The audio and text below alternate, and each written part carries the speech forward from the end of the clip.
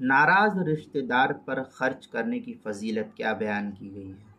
چنانچہ خاص طور پر ایسا خرچ جو کسی ایسے رشتہ دار پر کیا جائے جس سے عام طور پر انسان کا دل نہ ملتا ہو، بلکہ وہ رشتہ دار برابر در پہ برابر تکلیف پہنچاتے رہتے ہوں، پھر بھی محض رشتہ داری کی بنیاد پر اسے عطا کیا جائے اور اس پر نوازش جاری رکھے تو اس خرچ کو حدیث میں افضل ترین صدقہ کہا گیا ہے۔ چنانچہ ارشاد نبوی ہے، افضل الصدقہ الصدقۃ علی ذی الرحم کالکاشح، یہ طبرانی کی روایت ہے، جلد نمبر 35 صفحہ نمبر 80، اور المتجر الرابح صفحہ 348 پر بھی اس کو نقل کیا۔ سب سے افضل صدقہ وہ ہے جو دل میں قدورت والے رشتہ دار پر کیا جائے۔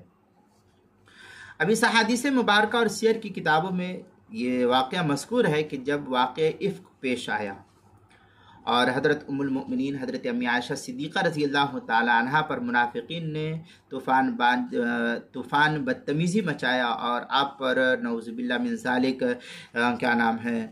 الزام عائد کیا اور آپ کے اوپر آپ کی عفت کو داغدار کرنا چاہا، تو ایک سادہ لوح مجاز مہاجر بدری صحابی حضرت مصطح بن اساسہ یا اساسہ رضی اللہ تعالیٰ بھی اس پر پیغنڈا سے متاثر ہو گئے، اور انہوں نے بھی کچھ حضرت عائشہ کے بارے میں کچھ نازیبہ الفاظ کہہ دیے۔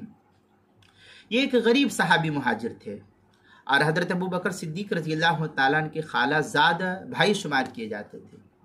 اسی رشتے کی بنا پر حضرت ابو بکر صدیق رضی اللہ تعالیٰ نے گاہے گاہے کبھی کبھی ان کی مدد فرما دیا کرتے تھے مالی اعتبار سے۔ جب حضرت ابو بکر صدیق رضی اللہ تعالیٰ عنہ کو یہ معلوم ہوا کہ وہ بھی واقع افک میں دلچسپی لینے والوں میں ہے اور اس طریقے سے میری بیٹی پر الزام عائد کرنے والوں میں وہ بھی ہے، تو آپ کو اس سے شدید ناگواری ہوئی اور ان کی مالی مدد کا سلسلہ بند کرنے کی قسم کھا لی کہ اب میں ان پر کوئی چیز بھی خرچ نہیں کروں گا۔ تو اس پر قرآن مقدس کی آیت بطور تنبیہ حضرت ابو بکر کے لیے نازل ہوا، یہ کہا وَلَا يَأْتَلِ أُولُو الْفَضْلِ مِنْكُمْ وَالسَّعَةِ أَن يُؤْتُوا أُولِي الْقُرْبَى وَالْمَسَاكِينِ وَالْمُهَاجِرِينَ فِي سَبِيلِ اللَّهِ وَلْيَعْفُوا وَلْيَصْفَحُوا أَلَا تُحِبُّونَ أَن يَغْفِرَ اللَّهُ لَكُمْ وَاللَّهُ غَفُورٌ رَحِيمٌ۔ یہ سورہ نور کی آیت ہے، پارہ نمبر 18 آیت نمبر 22 ہے۔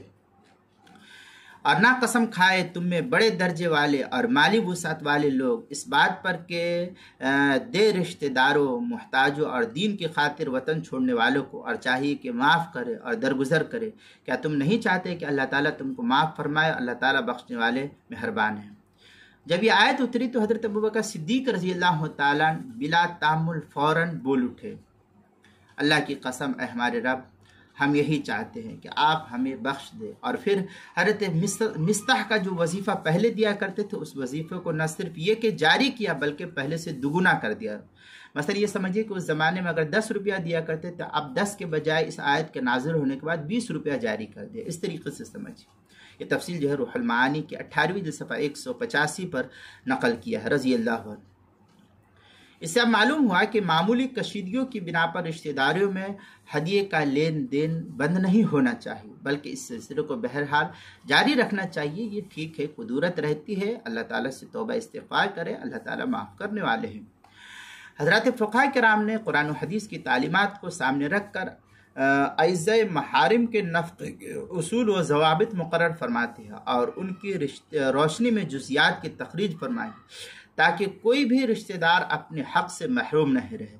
اس لیے یہ تمام تر احکامات کو شریعت نے نقل کیا ہے۔ اب ہم اس سلسلے میں آگے رشتہ داروں کے حقوق کی سلسلے میں ویڈیو بنائیں گے، اب وہاں دیکھیں۔ یہ بحث کتاب المسائل کے 5ویں جلد صفحہ 488 اور 489 پر نقل کی گئی ہے، وہاں بھی دیکھ سکتے ہیں۔